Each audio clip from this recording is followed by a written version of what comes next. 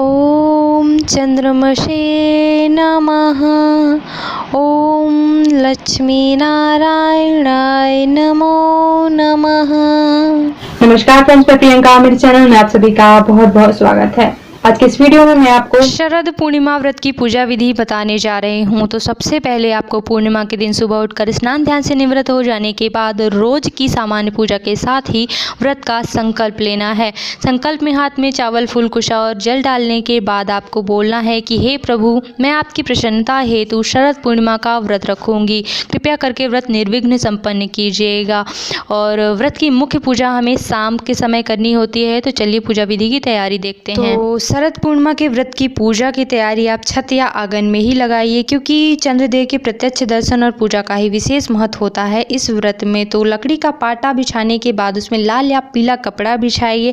उसके बाद भगवान लक्ष्मी नारायण की प्रतिमा को आसन प्रदान कीजिए। इसके बाद हम कलश स्थापना की व्यवस्था करेंगे।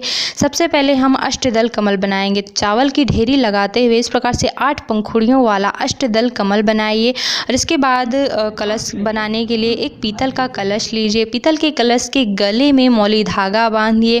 कलश में स्वास्तिक बनाइए और इसके बाद उसमें जल भरने के बाद चावल, फूल और दक्षिणा इत्यादि जल में डालिए। आम के पत्ते लगाने के बाद उसके ऊपर कटोरी में गेहूं या चावल रखिए और दीपक रखकर कलश की स्थापना कीजिए। इसके बाद हम गौरी गणेश की स्थापना के लिए पान के पत्ते के ऊपर चावल रखने के बाद गोबर से गौरी माता बनाइए और इसके बाद सुपारी में मौली धागा बांधकर गणेश जी की स्थापना कीजिए।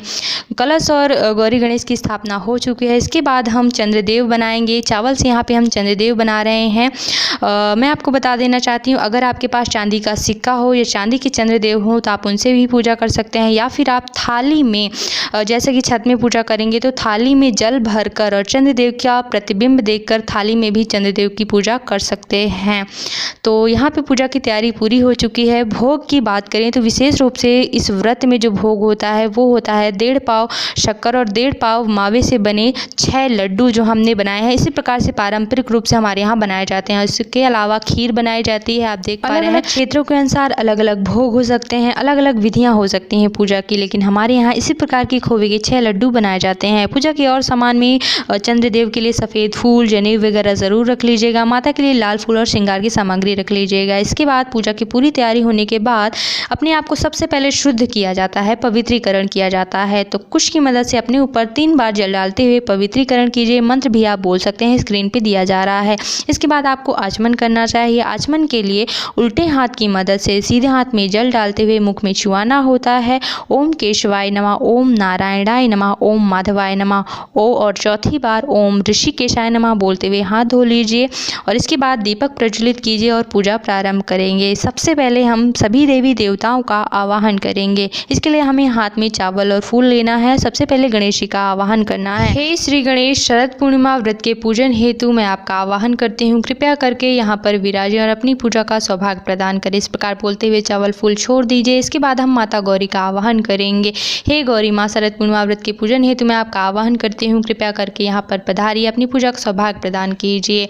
गणेश अंबिकाम आह्वयामि स्थापयामि पूजयामि। इसके बाद हम कलश में भी चावल फूल लेके वरुण देवता का आवाहन करेंगे। सभी देवी देवता, कलश में बहुत सारे देवी देवता, पंच देवताओं का वास होता है। सभी देवी देवता कलश में विराजें और अपनी पूजा का सौभाग्य प्रदान करें। पूजा शुरू करने के लिए सबसे पहले भगवान श्री गणेश को कुश की मदद से जल से स्नान कराएंगे और इसके बाद हम माता गौरी को भी कुश की मदद से जल अर्पित करेंगे। साथ ही साथ कलश में भी सभी देवी देवताओं का ध्यान करते हुए सभी देवी देवताओं को जल अर्पित करेंगे, जल से स्नान कराएंगे। और इसके बाद आप पंचामृत बना लीजिए 5 चीज़ें मिला के, और इसके बाद पंचामृत से भी स्नान करा सकते हैं। कलश में भी पंचामृत से स्नान करा सकते हैं। और पंचामृत से स्नान कराने के बाद पुनः जल से स्नान ज़रूर से ज़रूर कराना चाहिए। तो पुनः शुद्धोदक स्नान कराने के बाद अब हम वस्त्र इत्यादि अर्पित करेंगे। सबसे पहले जनेऊ अर्पित करेंगे भगवान श्री गणेश को। तो यहाँ पे हम जनेऊ अर्पित कर रहे हैं भगवान श्री गणेश को, और इसके बाद हम वस्त्र अर्पित करेंगे। तो अगर आपके पास वस्त्र हो तो वस्त्र अर्पित कर सकते हैं, और वस्त्र नहीं हो तो आप वस्त्र स्वरूप मौली धागा वस्त्र की भावना करके अर्पित कर सकते हैं। जनेऊ अर्पित करने के बाद वस्त्र स्वरूप मौली धागा अर्पित करेंगे। माता गौरी को भी वस्त्र की भावना करके मौली धागा अर्पित कर सकते हैं। अगर आपके पास वस्त्र हो तो और भी अच्छी बात है। अगर आपके पास जनेऊ ना हो तो कच्चे सूत की 6 फेरी लगा के आप जनेऊ अर्पित कर सकते हैं। इसके बाद हम हल्दी लगाएंगे, कुमकुम लगाएंगे, माता गौरी को सिंदूर अर्पित करेंगे, साथ ही साथ कलश का भी पूजन करते चलना है।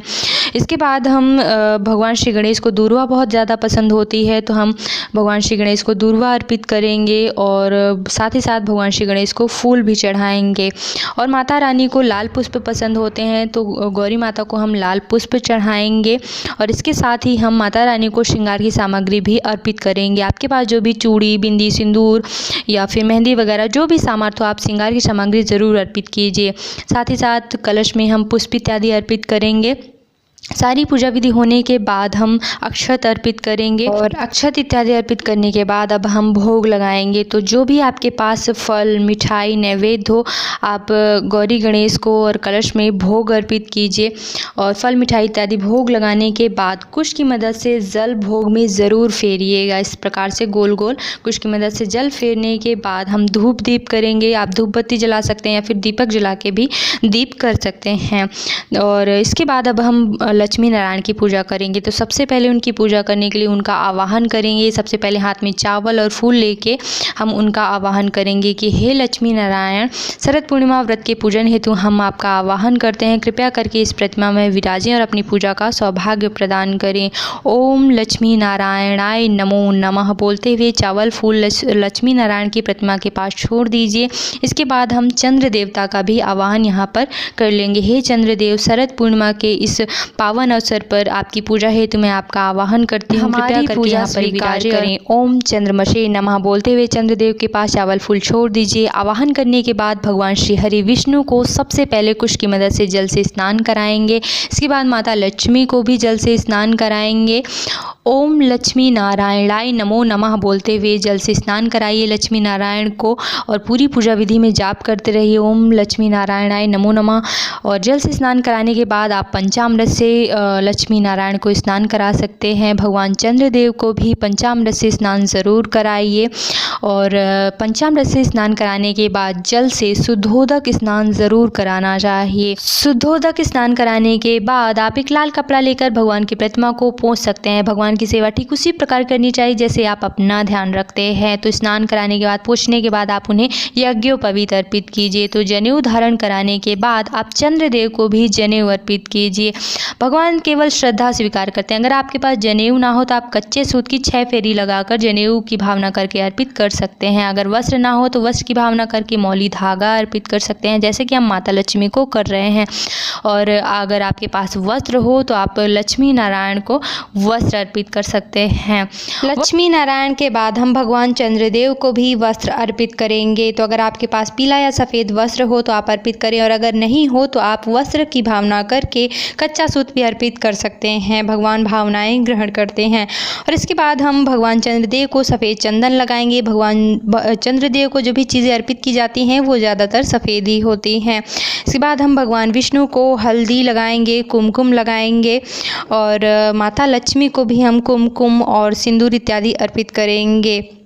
हल्दी, चंदन, सिंदूर इत्यादि लगाने के बाद माता रानी को हम श्रृंगार की सामग्री अर्पित करेंगे। चूड़ी, बिंदी, आलता जो भी आपकी सामर्थ्य हो, श्रृंगार का सामान आप चढ़ाएं। इसके बाद भगवान विष्णु को पुष्प चढ़ाएं।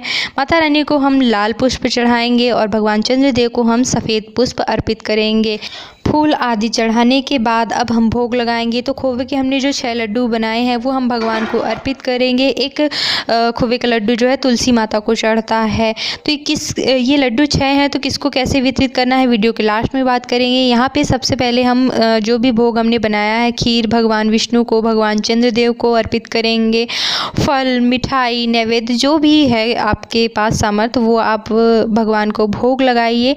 और सभी देवी देवताओं को भोग लगाने के बाद भोग में कुश की मदद से इस तरह से जल ज़रूर फेरना चाहिए। तो कुश की मदद से जल फेरने के बाद अब हम भगवान को पान, सुपारी, नारियल, दक्षिणा इत्यादि अर्पित करेंगे। तो सबसे पहले हमने गौरी गणेश को पान, सुपारी, हल्दी, दक्षिणा इत्यादि अर्पित कर दी। और इसके बाद हम भगवान विष्णु को जो है पान, सुपारी, हल्दी, दक्षिणा, माता लक्ष्मी को भी 2 पान यहाँ पे हमने रखे हैं तो दोनों को अर्पित करेंगे, पान सुपारी। और लौंग वगैरह, इलायची, सब चीज़ें आपको अर्पित करनी चाहिए। और इसके बाद हम भगवान चंद्रदेव को भी पान, सुपारी, हल्दी, दक्षिणा इत्यादि अर्पित करेंगे। और नारियल इत्यादि चढ़ाने के बाद हाथ में चावल फूल लेकर कथा पढ़ेंगे, सुनेंगे। तो अगर आपके पास कथा पुस्तक है तो कथा पढ़िए या सुनिए, या फिर मैं वीडियो डाल दूँगी। इसके बाद हम हवन की तैयारी करेंगे। सबसे पहले अग्नि प्रज्वलित करके अग्निदेव की पूजा करके सबसे पहले जल घुमाते हुए इस तरह से चंदन, अक्षत, पुष्प इत्यादि से अग्निदेव की पूजा करने के बाद हम आहुतियाँ देंगे। तो हवन सामग्री में आप घी भी ज़रूर मिला लीजिएगा, और 3, 5, 7 जितनी भी आपकी इच्छा हो। ओम श्री गणेशाय नमः स्वाहा, ओम गौरी देव्यै नमः स्वाहा, ओम लक्ष्मी नारायणाय नमो नमः स्वाहा, ओम लक्ष्मी नमो नारायणाय नमः स्वाहा, ओम चंद्रमशे नमः स्वाहा, ओम चंद्रमशे नमः स्वाहा। इस तरह से आहुतियाँ दीजिए, और फिर इस तरह से कुश की मदद से जल ज़रूर फेर दीजिएगा। हवन पूरा होने के बाद आरती की तैयारी करेंगे। सबसे पहले आरती थाल की भी पूजा करेंगे, जल फेरेंगे, अक्षत, चंदन, पुष्प इत्यादि से दीपक यानी कि आरती थाल की भी पूजा करने के बाद विधिवत रूप से आप आरती गाइए। तो आरती आप श्री गणेश की, या ओम जय जगदीश हरे, या केवल माता लक्ष्मी की भी आरती आप गा सकते हैं। विधिवत रूप से आरती गाने के बाद अपने स्थान पर गोल घूमकर प्रदक्षिणा कीजिए, और पूजा पाठ में हुई गलतियों के लिए भगवान से क्षमा याचना कीजिए, भगवान क्षमा करें। और इसके बाद अपनी मनोकामना मांगिए, प्रार्थना करिए। इसके बाद गौरी माता को, माता लक्ष्मी को आंचल से सिंदूर लगाकर और अपने माथे पे ज़रूर लगा लीजिए। ऐसा करने को सुहाग लेना कहते हैं। सुहाग लेने के बाद पुष्पों से भगवान को पुष्पांजलि दीजिए, उन्हें शत शत कोटि कोटि प्रणाम कीजिए, और आप इसके बाद उन्हें विदा कर सकते हैं। भगवान का आसन पीछे खिसकाकर उन्हें विदा कर सकते हैं। एक और लास्ट विधि होती है, जिस आसन पे आप बैठे होते हैं उस आसन के नीचे थोड़ा सा जल डालकर और अपने माथे पे लगा लीजिए। ऐसा करने से आपको पूजा का पूरा फल मिलता है। एक और महत्वपूर्ण बात यह है कि आपको अलग से प्रत्यक्ष रूप से भगवान चंद्रदेव को अर्घ्य ज़रूर प्रदान करना चाहिए। चाहे आप छत में पूजा ना करें, या फिर छत में ही आप पूजा भले ही करते हैं, तो जैसे हमने चावल से चंद्रदेव बनाए हैं, जहाँ पे हमने उन्हें वस्त्र अर्पित किया है, वहीं पे आप कटोरी रखकर चंद्रदेव को देखते हुए पूजा करते समय ही आप उन्हें अर्घ्य प्रदान कर सकते हैं। लेकिन प्रत्यक्ष रूप से उन्हें लोटे से अर्घ्य प्रदान ज़रूर से ज़रूर कीजिएगा, और इस प्रकार से आपकी पूजा विधि पूरी होती है। ये जानकारी आपको पसंद आई होगी। अगर आप हमारे चैनल पर पहली बार हैं, प्लीज चैनल को सब्सक्राइब करने के साथ साथ बेल आइकन को प्रेस जरूर कर लीजिएगा, ताकि इसी तरह छोटी मोटी जानकारी और मैं सभी व्रतों से संबंधित, त्योहारों से संबंधित पूजा विधि के वीडियो डालती रहती हूँ। तो बेल आइकन पर प्रेस कर लेंगे तो आपके पास नोटिफिकेशन टाइम से पहुँचता रहेगा।